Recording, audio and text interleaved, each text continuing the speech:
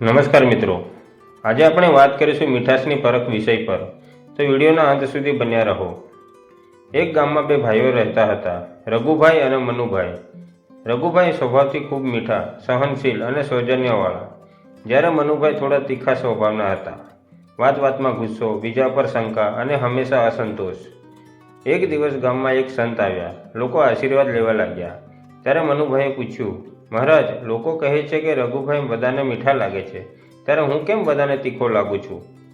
ત્યારે મહારાજ હસ્યા અને બોલ્યા, જાઓ, 2 વાસણ લઈ આવો. 2 વાસણ લાવવામાં આવ્યા. સંતે એકમાં શક્કર, બીજામાં મરચું નાખી અને બંનેને પાણીમાં ભેળવી દીધું. પછી કહ્યું, હવે બંનેનો સ્વાદ જુઓ. મનુભાઈએ બંનેનો સ્વાદ લીધો. શક્કરવાળું પાણી મીઠું, મરચાંવાળું પાણી તીખું. પછી મહારાજે કહ્યું, બેટા, વાસણ બહારથી કેટલું પણ ચમકતું હોય, અંદર શું ભરેલું છે એ જ દુનિયાને ચખાય છે. રઘુના હૃદયમાં મીઠાશ છે એટલે બધાને મીઠા લાગે છે. તમારા હૃદયમાં તીખાશ છે એટલે તમે બધાને તીખા લાગો છો. મનુભાઈ શાંત થઈ ગયા. તે દિવસથી તેઓ પોતાના પરિવર્તન લાવવા લાગ્યા.